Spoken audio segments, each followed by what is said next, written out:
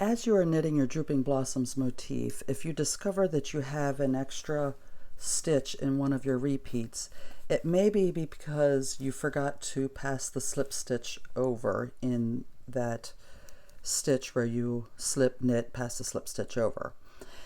So if that is the case, I'm going to show you how to fix that on the very next row. I grabbed an old swatch here to just quickly make this video to show you how to fix that mistake. So I've knit up to the place where I have the slip knit passes slip stitch over in this swatch.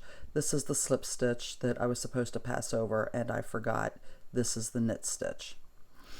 So to fix that, you're just going to put your needle into the slip stitch, but don't do anything with it. Grab the knit stitch and pull it through. You see how that sets the slip stitch on there?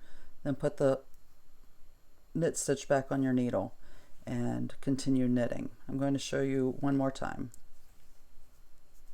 Let me knit up to it.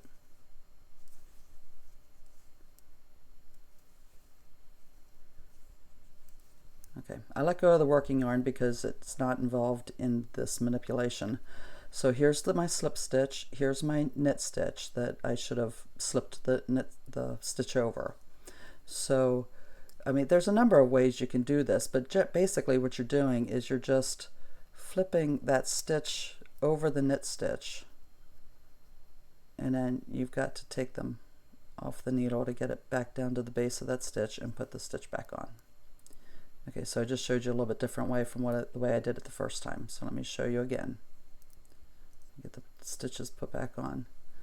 So the way I usually do it is I stick the needle through the slip stitch, grab a hold of the knit stitch like that, pull it through, pull them both off, and that slips that slip stitch down around the knit stitch where it's supposed to be.